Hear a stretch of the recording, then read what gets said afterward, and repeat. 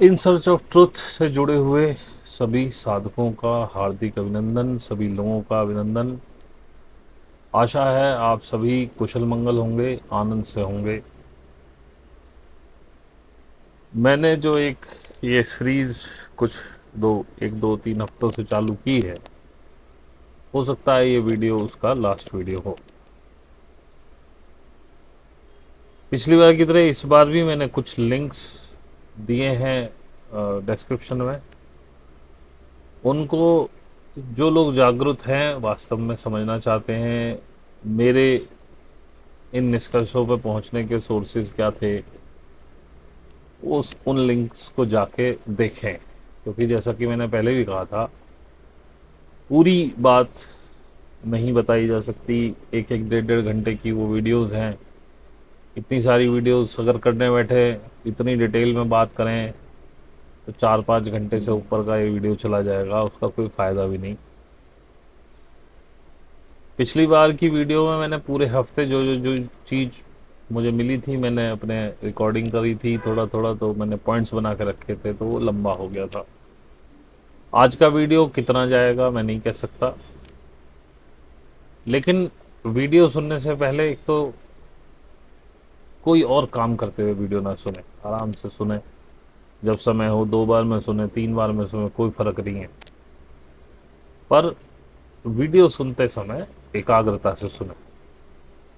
और ये मेरे बिल्कुल निजी आकलन हैं अपने। आप इनसे सहमत भी हो सकते हैं, असहमत भी हो सकते हैं। मुझे कोई आपत्ति नहीं है यदि आप असहमत हैं। पिछली बार भी व्यूज़ अच्छे आए, लाइक्स बहुत कम थे, और कमेंट्स तो बहुत ही कम थे। भाई थैंक यू लिखने से बढ़िया है, बहुत से लोग तो केवल थैंक यू लिखते हैं, कोई दिल्ली बना के चला जाएगा।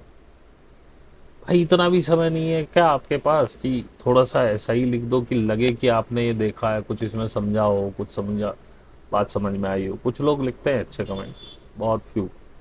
मैं तो खुद परेशान हूँ, मेरे 60 लोग मुझसे सीखते हैं, 60 कमेंट्स भी नहीं आते हैं।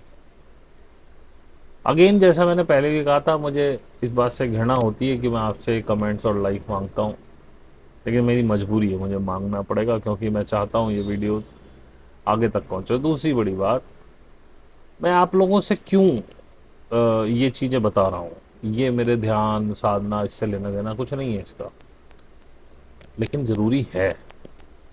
अगर एक सन्यासी, एक साधक अवेयर नहीं है, उसे पता नहीं है क्या चल रहा है, वो झूठ के पुलिंदे में जी रहा है, तो कुछ भी नहीं हो पाएगा। साधक को अवेयर होना ही चाहिए। तो आप लोगों को अवेयर करने के लिए, मे बी आप अवेयर हों ऑलरेडी इससे, लेकिन ज़्यादा अवेयर करने के लिए मैं आपको ये सारी चीज़ें बता रहा हूँ। और ये नितांत मेरे निजी विचार हैं, निजी आकलन हैं। सहमत भी हो सकते हैं आप, असहमत भी हो सकते हैं। तो इसको ध्यान से सुनिएगा और लाइक करिएगा, कमेंट करिएगा, कोई फ्रूटफुल सा कमेंट करिएगा तो ज़्यादा अच्छा लगे। देख रहे हैं आप, अच्छा देख रहे हैं, लेकिन अगर आप एक लाइक का बटन दबा दें तो ये कुछ और लोगों तक जाएगा। मेरा इससे कोई पैसा कमाने का विचार नहीं है, पैसा मैं ऑलरेडी कमा रहा हूँ। और जैसे कि ये सीरीज़ ज़्यादा देखी जा रही, तो मैं कह रहा हूँ कि आप लोगों से कि भैया जो इसके लिए मुझे सब्सक्राइब कर रहे हैं तो ना करें, क्योंकि ये शायद आखिरी वो होगा इससे संबंधित। क्योंकि एक बात को बार बार नहीं कहा जा सकता, एक टॉपिक बोल दिया, बात खत्म हो गई। जो ध्यान और साधना के लिए, कुछ ज्ञान के लिए सुन रहे हैं, वो रहें, वो सब्सक्राइब भी करें, वो लाइक शेयर भी करें। खैर काफ़ी लंबा इंट्रोडक्शन हो गया, तो मैं आगे बढ़ता हूँ। तो जैसा कि मैंने पिछली बार आपको बताया था कि मेरे आकलन में ये हमारे दुग्गल साहब एजेंट हैं CIA के, और इनकी पूरी कहानी जो है वो इसराइल, स्पेशली नेतन्याहू से चलती। इसराइल अलग है, नेतन्याहू अलग है। मैंने आपको पिछली बार भी कुछ शायद भेजे थे वीडियोस, मुझे याद नहीं, उसमें मैंने वो भेजा, हाँ वो भेजा था, जिसमें आपको पता है जेफरी सेक्स ने कहा कि भाई 95 में ही पूरी नीति बन गई थी कैसे 7 देशों को ख़त्म करना है, और उसमें पूरी उसकी जिम्मेदारी नेतन्याहू को दी गई, इसीलिए नेतन्याहू हार के भी जीता, इसीलिए वो वहाँ का प्रधानमंत्री राष्ट्रपति जो भी है। दुग्गल साहब हमारे उसी नीति में लाए गए। अभी मैंने एक वीडियो भेजा है आपको, जो शायद लिंक में सबसे ऊपर है, उसको यदि आप देखेंगे तो आपको पता चलेगा कि अ,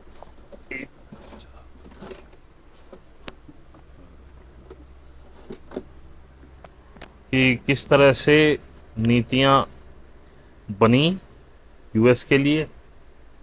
यूएस ने अपना फ़ायदा लिया और हमको सैंक्शन में धकेल दिया, अपना काम निकाल लिया उसने और हमको सैंक्शन में डाल दिया। यूरोपीय यूनियन का अपना सबका काम 25 कराया और हमारे वाले महाबेवकूफ़, बस क्योंकि भाई जो गुलाम मेंटेलिटी वाला आदमी होता है ना, जो गुलामियत करता है, जिसको सिर्फ ये है मुझे राजा बना दो, मैं पूरा देश बेच के आपके हाथ में रख दूंगा, बस राजा में रहना चाहिए, उसने ये भी नहीं सोचा कि हम पे क्या इम्पेक्ट आएगा। हालांकि ये पिछला वीडियो करने के बाद मंडई में अपने दोस्त से कह रहा था, मैंने कहा यार ये तो मैं जान रहा हूँ कि ये पुतिन का आदमी है, गर्बाचोव है यूएस का, ट्रम्प, और इसी ने हमको उस ब्लॉक में धकेला इसके जरिए।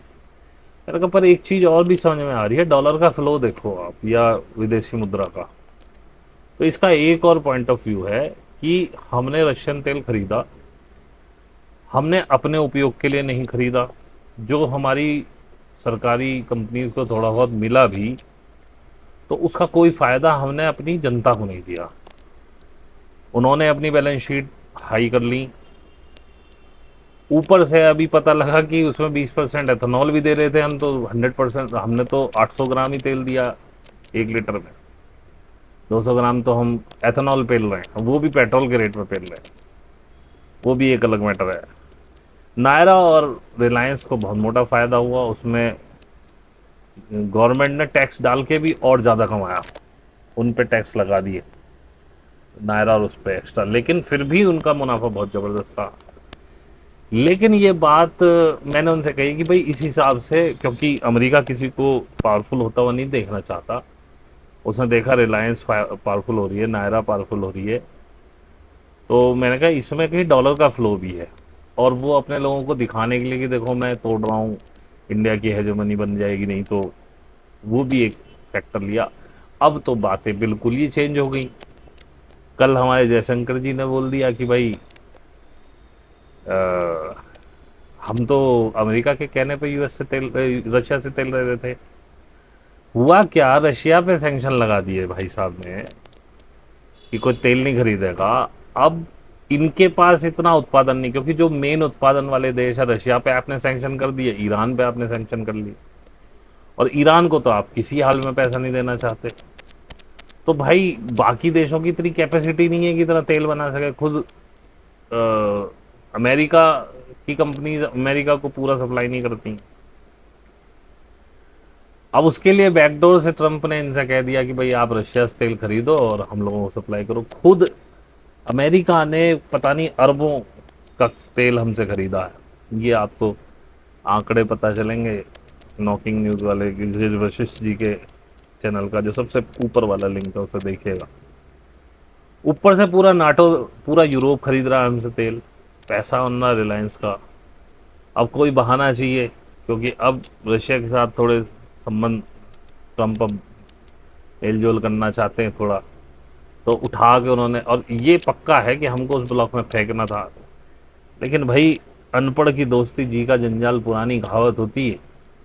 अब हमने चाइना से गलवैयाँ डाल ली, और वो भी डाली किसकी, उसमें अंबानी के, अडानी के प्रेशर में। अंबानी आज भी चाहता है कि हम यूएस की तरफ जाएं। आपने देखा भी होगा, दुग्गल साहब को बुलाया नहीं उन्होंने शपथ ग्रहण में, अंबानी पहुंचे थे ट्रंप के यहाँ। अब दो गुटों की लड़ाई हो गई है अंबानी और अडानी के बीच की।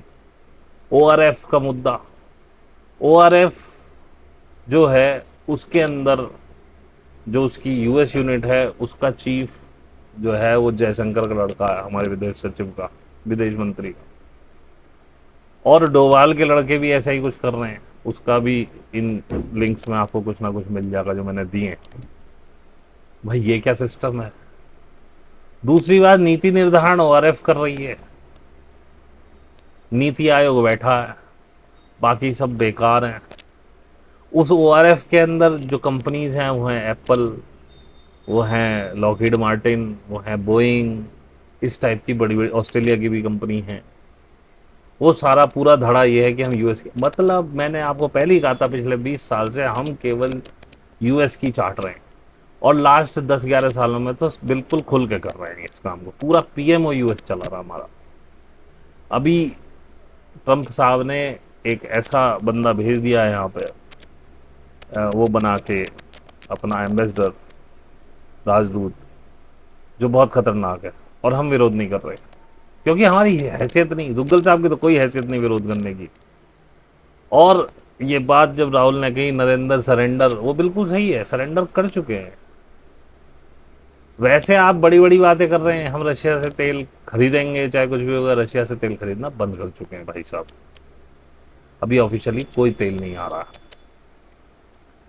उसके बाद कहते हैं कि मैं अपने किसानों को नहीं झुकने दूंगा। आपने ट्रंप का उसका कॉटन का इंपोर्ट खोल दिया, यहाँ का किसान मर गया।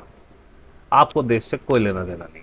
और इसका मतलब ये नहीं है कि मैं कह रहा हूँ कि राहुल आके बहुत अच्छा करेंगे, वो सब ये एक ही ताली के झट्टे बट्टे, लेकिन फिर भी ऑन एन एवरेज जो अब तक का हिसाब लगाया, कांग्रेस फिर भी जब जब आई है उसने देश के लिए भी कुछ करा है।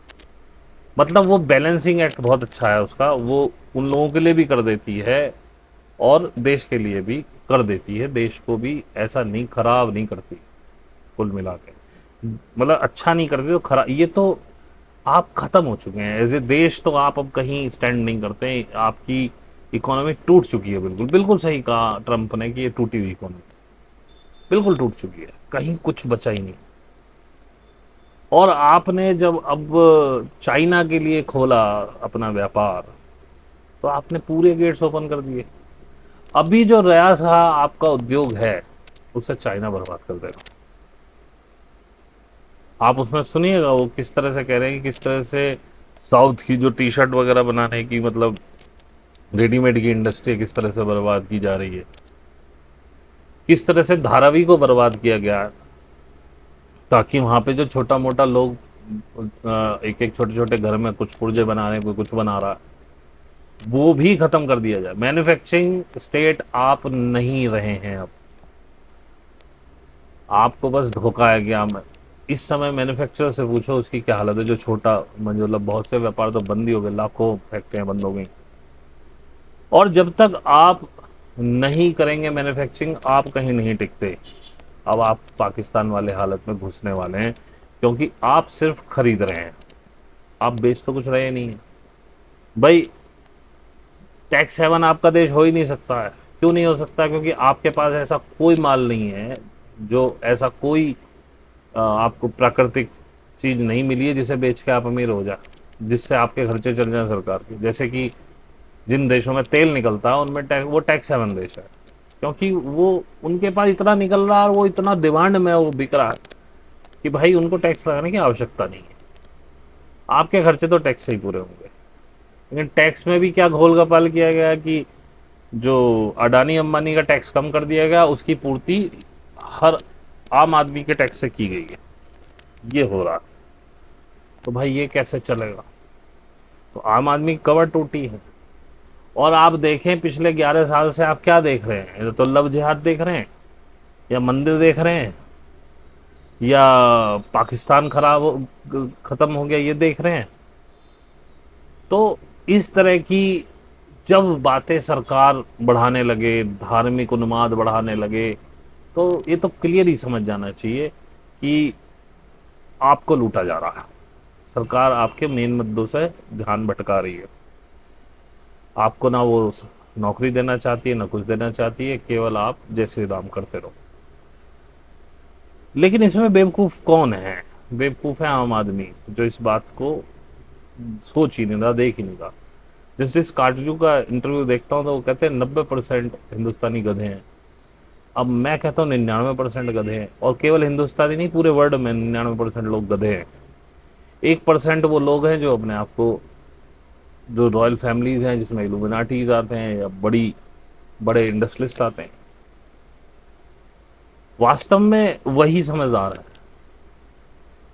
खेला क्या है कि आम आदमी के पास तो इन्फॉर्मेशन ही नहीं है। हमारे पास भी जो इन्फॉर्मेशन, ये पत्रकार भी पता नहीं कहाँ सोए हुए थे अब तक, ये भी पता नहीं क्या क्या बात कर रहे हैं। आज बात करें, जैसा कि मैंने आपको पहले ही बताया, 2025 केवल और केवल पुराने रहस्य उद्घाटन होंगे इसमें। जो दबा हुआ था वो सब निकल के बाहर आएगा, और वो आ रहा है। इन लोगों के पास सोर्स है, ये लोग बाहर आके बता रहे हैं तो हमें पता चल रहा है। लेकिन मैं ये नहीं मान सकता कि इस बात की जानकारी इसको, विपक्ष को नहीं थी। तो विपक्ष क्या कर रहा है भाई? विपक्ष भी तो यही खेल खेल रहा है हमारे साथ। वो भी सरकार से मिला ही हुआ है। उसने क्यों नहीं सवाल उठाया भाई, जयशंकर का बेटा क्या कर रहा है, ओआरएफ क्यों नीतियां निर्धारण कर रही है हमारी? मैं नहीं मान सकता कि विपक्ष के पास ये चीजें नहीं है। विपक्ष भी राजनीति खेल रहा है, सामने आके कुछ और बोलता है, बैकग्राउंड में कुछ और होता है। लेकिन फिर भी मैं ये मानता हूं, जैसे मैंने बताया, एक नागनाथ है, एक सांपनाथ है।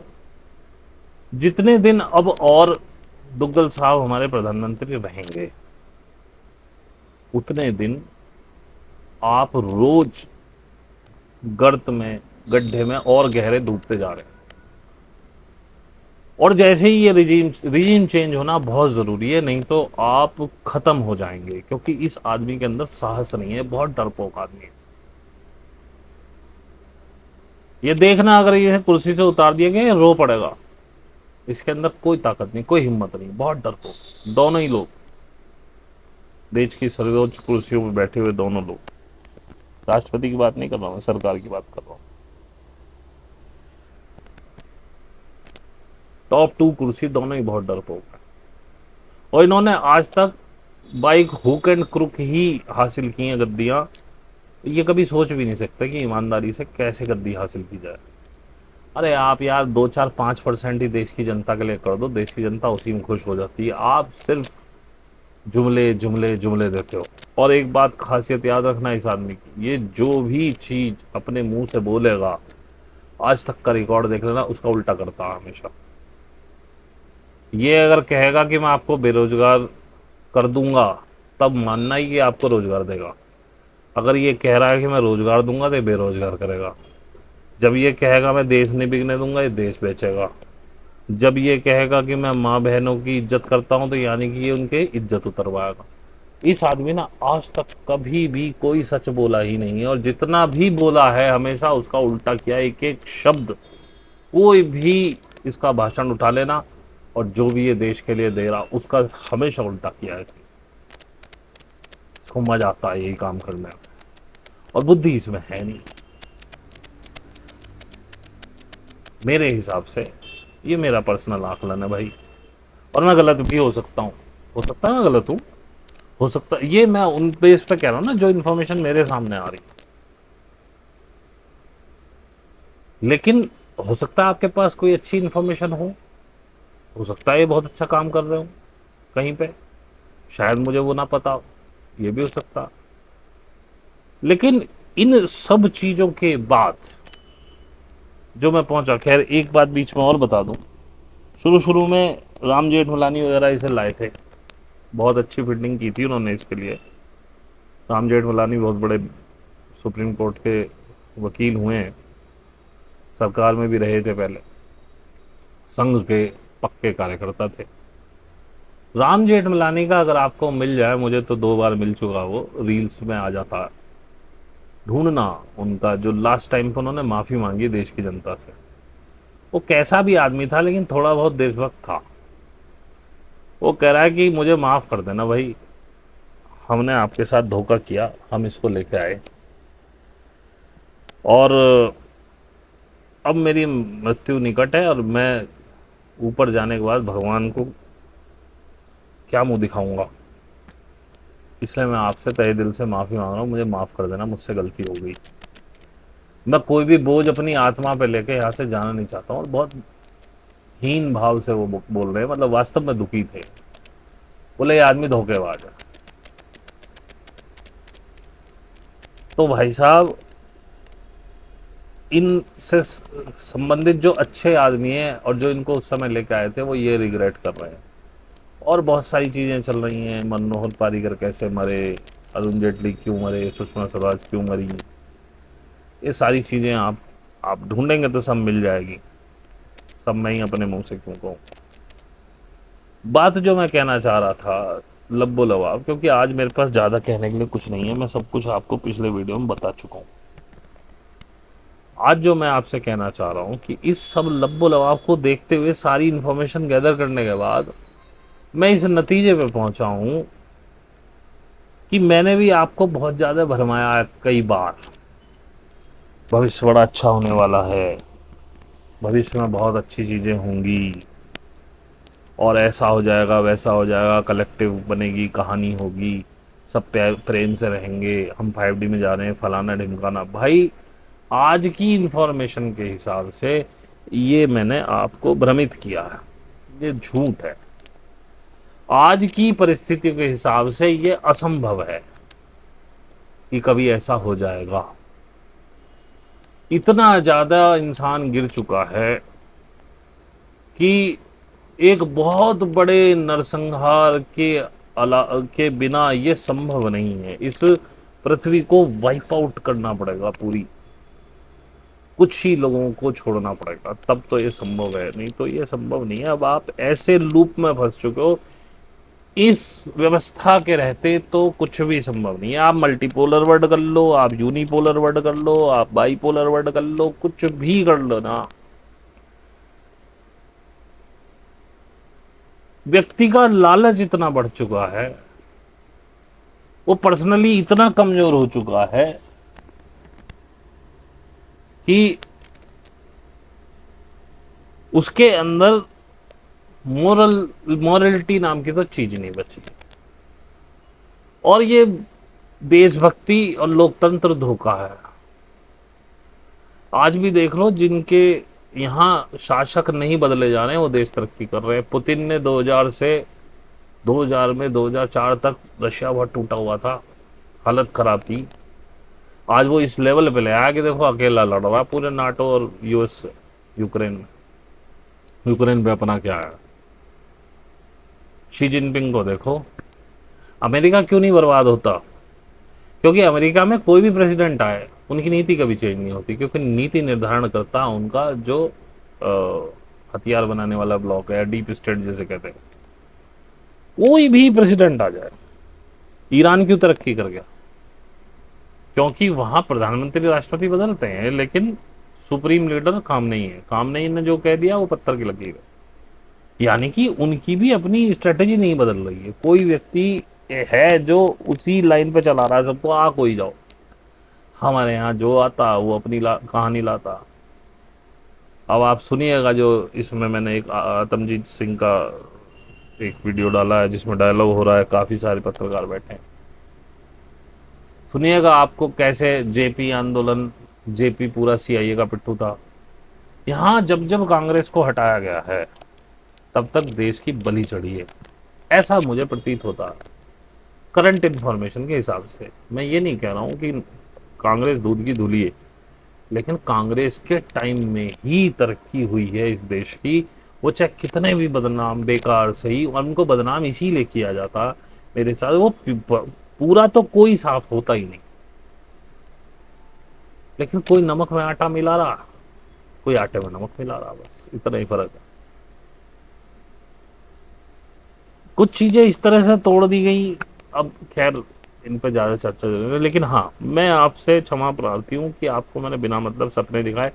आज की स्थिति में असंभव है कि कभी आपको स्वतंत्रता मिलेगी और कभी आपको एक अच्छा भविष्य देखने को मिलेगा। आप गुलामी ही में बढ़ते चले जाओगे। एक बड़ा नरसंहार अगर होता है तो इसकी उम्मीद बनती है। 99% जनसंख्या को वाइप आउट करना पड़ेगा मेरे हिसाब से। अभी 1% जनसंख्या भी तैयार नहीं है उस शिफ्ट के लिए।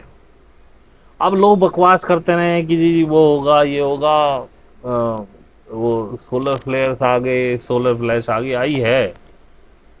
आज की डेट में, मैं आज की डेट में बता रहा हूँ, 1 साल बाद क्या हो मैं नहीं कह सकता। 1 साल बाद लोग अचानक नींद से जागने लगे, उनकी कॉन्शियसनेस बढ़ जाए, वो देखने लगे, सच को जानने लगे, अप्रिशिएट करने लगे, वो एक अलग मैटर होगा। उससे मेरा कोई लेना देना नहीं है, जब होगा तब वैसा देखेंगे। लेकिन आज की स्थिति में ये असंभव है। इसके लिए एक बहुत बड़ा नरसंहार चाहिए जिसमें कम से कम भी 90% जनसंख्या वाइप आउट होनी चाहिए। इतनी कलुषता फैल चुकी है। ये मेरा अपना आकलन। यदि आप 5D शिफ्ट की सोच रहे हैं तो अगर नरसंहार शुरू हो जाए किसी भी तरीके से, जो कि जैसा इंफॉर्मेशन हमारे पास की होना है, अब होगा कि नहीं होगा तो समय बताएगा। और ये दुग्गल साहब का तो हिसाब किताब खराब हो गया, जो 21 तारीख में जिस हिसाब से लोकसभा में नारे लगे। क्योंकि देखिए, राजनीति परसेप्शन का खेल है। हवा हवा खत्म हो गई है भाई साहब की। और हवा खत्म होने के बाद तो भाई साहब राजनीति ऐसी है, जो लोग सलाम करके चढ़ाते हैं ना, वो जूते मार के उतारते हैं।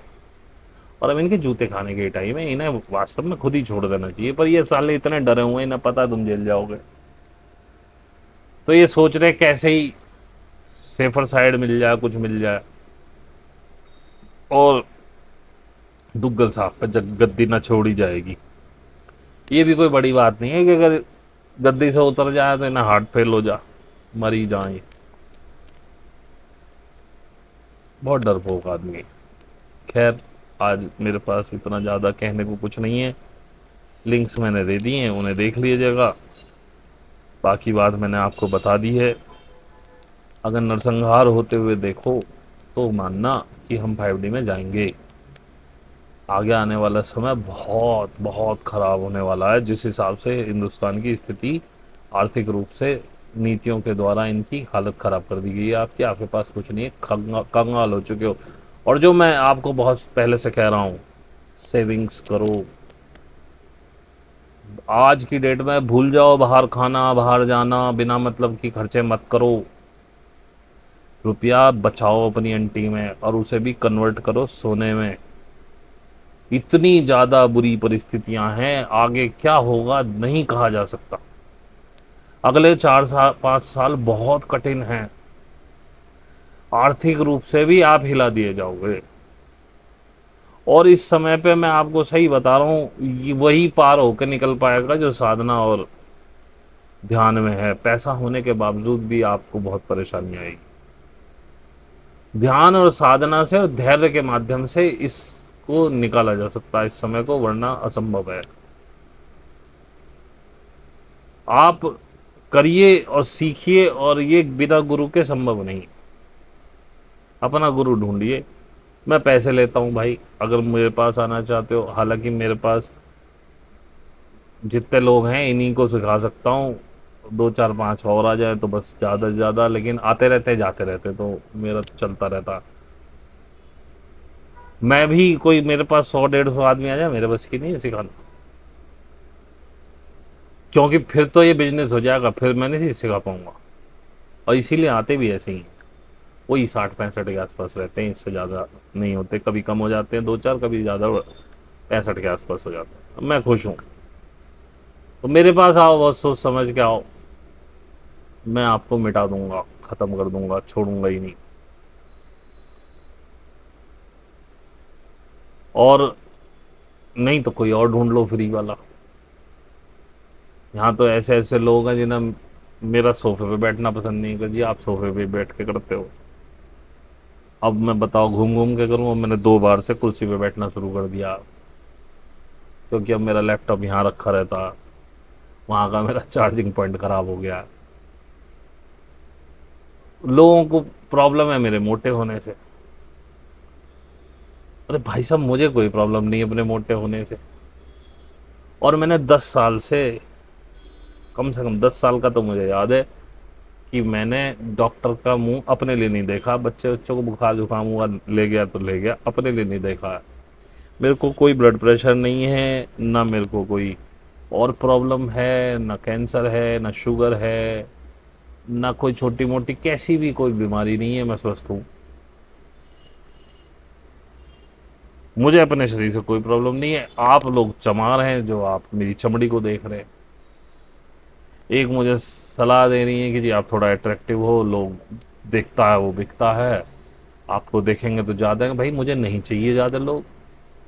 मेरे पास तो जो आता है जुड़ने के लिए, उससे मैं 50-60 क्वेश्चन ऐसे करता हूँ, दो चार ऐसे क्वेश्चन करता हूँ, उसे हिला डालता हूँ।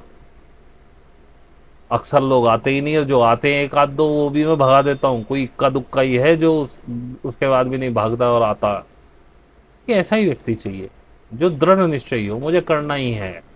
ये मेरा गुरु है, गाली भी बके तो भी ठीक, मुझे कोई दिक्कत नहीं है। तो भाई सेविंग्स करिए, पैसे को सोने में कन्वर्ट कर लीजिए, जो पैसा आपका एक्स्ट्रा रखा हुआ है, और बड़े धैर्य से चलना। ध्यान और साधना के माध्यम से ही पार करोगे। अगले 4-5 साल लिख लेना, बहुत कठिन है इकोनॉमिकली। बाकी तो क्या होगा, बाढ़ आए, पहाड़ टूटे, कुछ भी हो, उससे मेरा कोई मतलब नहीं। मुझे तो जो दिख रहा है, इकोनॉमी आपकी खत्म हो चुकी है, बिल्कुल खत्म इकोनॉमी है आपकी। आप कहीं स्टैंड ही नहीं कर रहे हैं।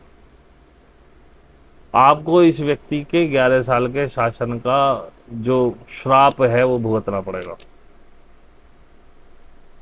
और नाच लीजिए लब जेहाद पे, और ये पे थूक जेहाद, और फलाना जेहाद, और ये और वो। अब तो शायद कुछ लोग बोर भी होने शुरू हो गए होंगे, पर वैसे मुझे उम्मीद नहीं है, क्योंकि 99% लोग साले गधे हैं, और मेरी नज़र में तो एक काकरोच है। इनको चप्पलों से मार के ख़त्म कर देना चाहिए। ये करेगा, होगा, ये खुद ही जाएंगे। तुम लोग रोओगे एक दिन इस शासन के लिए जिसके लिए आप खुश होते हो, और समझदार लोग तो आज भी रो ही रहे हैं। और उनके रोने से भी वो आप लोगों के लिए भी रो रहे हैं भाई। उनके रोने से क्या शासन बदल जाएगा? मेरे कहने से क्या शासन बदल जाएगा? तो जब बदलेगा तो बदलेगा। तो आप सिर्फ प्रार्थना कर सकते हैं, हम तो प्रार्थना भी नहीं कर रहे, क्योंकि हम देख रहे हैं, हमें कोई फर्क नहीं पड़ रहा। हमें ये हो या वो हो, हमें कोई फर्क नहीं पड़ रहा। हम सिर्फ आपको चेता रहे हैं, आपकी आंख खोल रहे हैं, क्या चल रहा है सच जानो, मैट्रिक्स के पार जाके देखो। ये जो माया में आपको उलझा रखा है, जय श्री राम जय श्री राम, इसको छांटो, असलियत देखने का प्रयास करो क्या है। और याद रखना, जीवन में कामयाब वो नहीं होता जो मेहनत करता। जीवन में कामयाब वो भी नहीं है जिसके पास पैसा है। जीवन में कामयाब वो है जिसके पास इंफॉर्मेशन है, सच्ची और अच्छी। उसके बिहाफ पे वो डिसीजन ले और वो आगे बढ़ेगा, उसे कोई रोकने वाला नहीं है। स्मार्ट वर्क करिए, तुमसे ज़्यादा मेहनत देखो। कहते हैं जल्दी उठने से वो आती है, तो अखबार वाला सबसे जल्दी उठता, वो 3 बजे ही उठ जाता। 3-3:30 बजे अखबार आ जाते हैं, और 4-4:30 तो बटने शुरू हो जाते हैं। मेहनत जो दिहाड़ी मजदूर है, जो ईंटा ढोता, गिट्टी ढोता, आपका मकान बनाता, उससे ज़्यादा आप नहीं कर सकते, लेकिन वो मजदूर है। पैसा किसी किसी के पास होता, वो साला बिना खर्च करे ही मर जाता कंजूसी में, या कोई अंधाधुंध खर्च कर रहा तो खराब हो गया। तो मैंने कहा इन्फॉर्मेशन रखिए, जागृत रहिए। पैसा भी हो अंटी में, पैसा अपने आप आ जाएगा। इन्फॉर्मेशन होगी तो आप सही जगह पे सही चीज़ पे इन्वेस्ट करेंगे, पैसा कमाएंगे।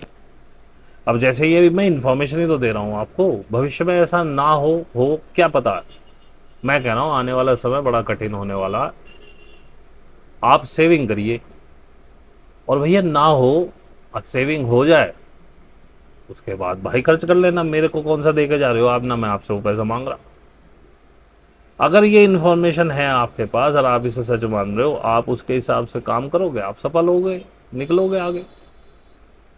बाकी ये मेरा आकलन है कि भाई बड़े नरसंहार के अलावा कोई रास्ता नहीं है कि आप एक अच्छे उसमें प्रवेश करो। अगर नरसंहार नहीं हुआ 30 और 32 तक, लोग नहीं मरे, भूल जाना 5D 5D, कुछ नहीं होने वाला। संभावना ही नहीं है। इस भीड़ के साथ तो संभावना है ही नहीं आपके आगे बढ़ने की। अब आप मुझे अच्छा कह सकते हैं, बुरा कह सकते हैं, मेरा अपना आकलन है। आपका आकलन इससे अच्छा हो, मुझे कोई आपत्ति नहीं। मुझे तो आश्चर्य होता है कि मेरे पास 3.5 साल से लोग सीख रहे हैं, अभी तक भी नहीं सीख पाए। मैं देखता हूं कोई कोई लोग हैं जो कुछ क्या कहते हैं, गाइडेड मेडिटेशन कराते हैं, और 2-4 गाइडेड मेडिटेशन के बाद उनके जो शिष्य लोग हैं वो बोला, अरे बस बहुत मजा आ रहा है जी, सब ठीक है, ये है वो। भाई जादू है क्या तुम्हारे पास? और है तो मैं कहूंगा लोगों को उनकी तरफ जाना चाहिए, उस जादू को देखना चाहिए। मेरे पास नहीं। मैं तो रगड़ रहा हूं लोगों को। 3-3.5 साल में अब जाके कुछ लोगों की मुझे उम्मीद जगी है कि ये लोग सीख रहे हैं शायद। आई एम नॉट श्योर, लेकिन हाँ, काफी परिवर्तन होने लगे। स्लो एंड स्टडी है। भाई जादू की छड़ी मेरे पास नहीं है।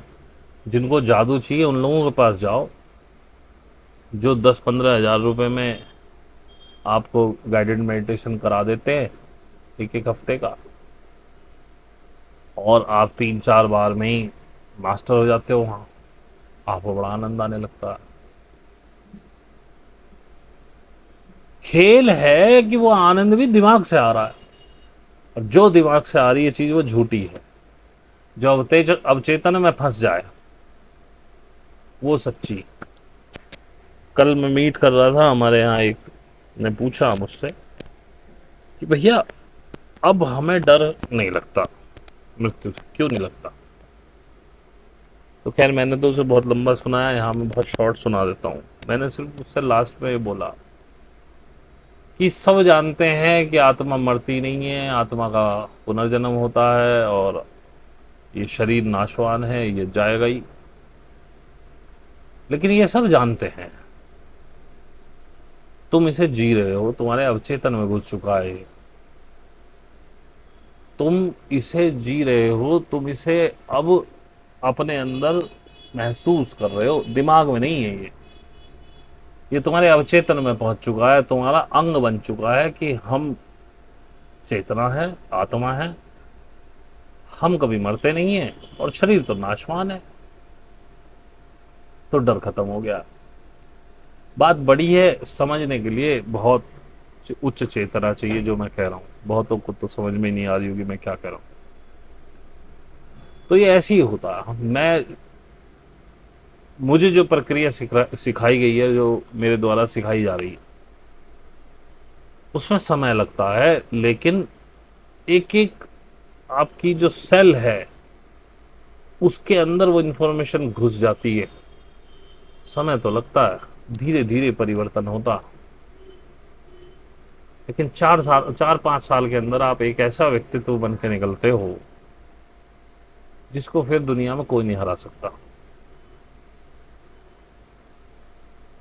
उसे कोई परिस्थिति नहीं हिला सकती, और ऐसा ही व्यक्तित्व चाहिए आगे जाने के लिए। लेकिन भाई हमारा कहने का फर्ज है, क्योंकि हमें यही कहने के लिए बताया गया कि आप ऐसा बताइए, आप ऐसा कहिए, हम कह रहे हैं।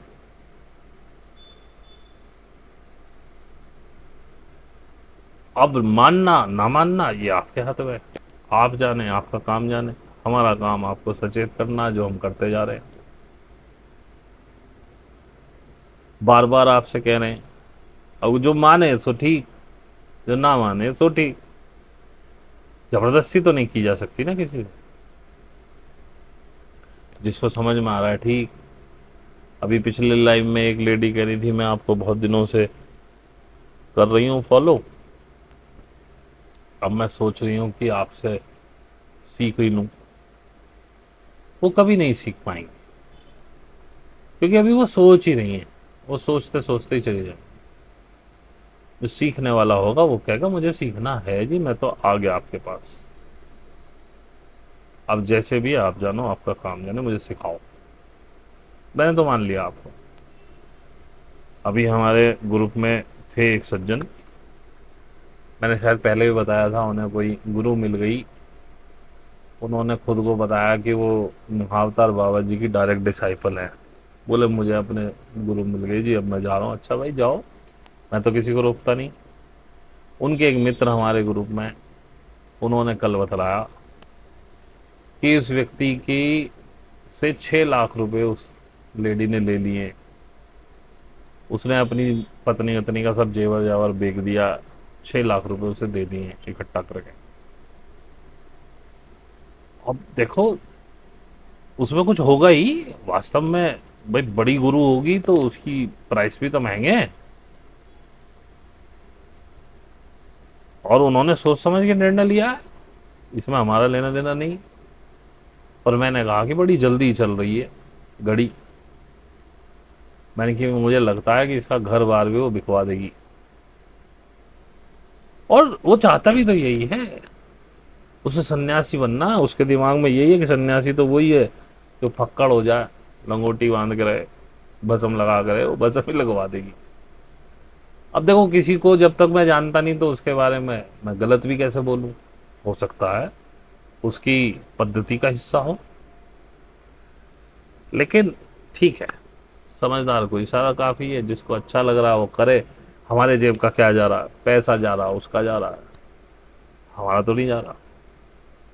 और जब वो हमें जयराम जी की कर ही चुका तो हम उसके बारे में क्यों चिंतित हो। मैं तो सिर्फ आपको बता रहा हूँ कि ऐसे लोग भी हैं दुनिया में। खैर, मैं खींचते खींचते 40 मिनट तक ले आया हूँ इस वीडियो को। इससे ज़्यादा मुझ पर नहीं खींच पा रही है। तो भाई, जिन लोगों ने यहाँ तक सुना उनका बहुत बहुत धन्यवाद। अगला लाइव अब अगले महीने होगा, फर्स्ट या सेकंड वीक संडे में 2 से 3 के बीच। तो देख लीजिएगा जब भी नोटिफिकेशन आए। और अब लाइव केवल लाइव ही होगा, उसे आप बाद में नहीं देख पाएंगे। तो कोशिश करिएगा ज्वाइन करने की। और लाइक कर दीजिएगा, थोड़ा कमेंट कोई अच्छा सा डाल दीजिए अगर आपके पास फुर्सत हो। वैसे तो आपके पास होती नहीं है। और जो लोग वास्तव में अच्छी तरह से देखते हैं, इसमें जो लिंक्स मैंने डाले हैं उसमें डिस्क्रिप्शन में, प्लीज़ उनको ज़रूर देख लीजिएगा। उससे आपको मैं जो कह रहा हूँ, क्यों कह रहा हूँ, कैसे कह रहा हूँ, कुछ समझ में आ जाएगा। और समझ में आना ज़रूरी है। मैं सिर्फ इसलिए कर रहा हूँ, मेरा कोई मतलब नहीं है कौन ध्यान और साधना वाला आपको ये सब चीज़ें बताएगा। मैंने आपको भगवान के विषय में बताया, why they are doing this वाली भी पूरी सीरीज चलाई, सिर्फ इसलिए चलाई ताकि आप लोग अवेयर हो सके, सच्चाई का जानकारी हो, भ्रम टूटे। वो एक साधक और सन्यासी के लिए जरूरी है कि भ्रम टूटना, भ्रम में ना जी रहे हो। बाकी आपकी मर्जी है साहब। किसी को आहत हुआ हो तो क्षमा मांगता हूँ। किसी की भावनाएं आहत हुई हो, कि बहुत से अंधभक्त होते हैं, तो जो जिसके अंधभक्त हैं भैया लगे रहिए वहाँ पे। आप बिल्कुल सही रास्ते पे हैं, हम गलत हैं, हम पहले ही माफ़ी मांग रहे हैं। और जिसको ठीक लगी हो वो गुन ले, समझ ले कि मैं क्या कह रहा हूँ, थोड़ा सा ध्यान रखे कि मार्केट में चल क्या रहा है, इसीलिए किसी के बहकावे में ना आए। जो मुझसे सीखना चाहते हैं, मेरी फ़ीस 1500 रुपये महीना है। जो सीखना चाहें वो आवेदन कर सकते हैं, बोल सकते हैं, व्हाट्सएप पे डाल सकते हैं। पर आप क्लियर होना चाहिए कि आप क्यों करना चाहते हैं। अगर आप क्लियर नहीं है तो नहीं आएंगे। और हो सकता है मैं कुछ सवाल पूछ के आपको रिजेक्ट भी कर दूँ। तो यदि आप में पूरी, आप ये ठान ही चुके हैं मुझे अब सीखना ही है, तभी आइएगा। तो इसी के साथ आपका बहुत बहुत धन्यवाद।